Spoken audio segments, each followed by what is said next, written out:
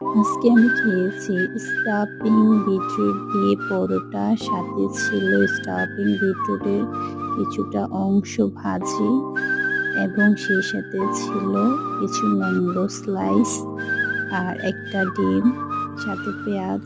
কেমন হলো খাবারটা প্লিজ জানাবে।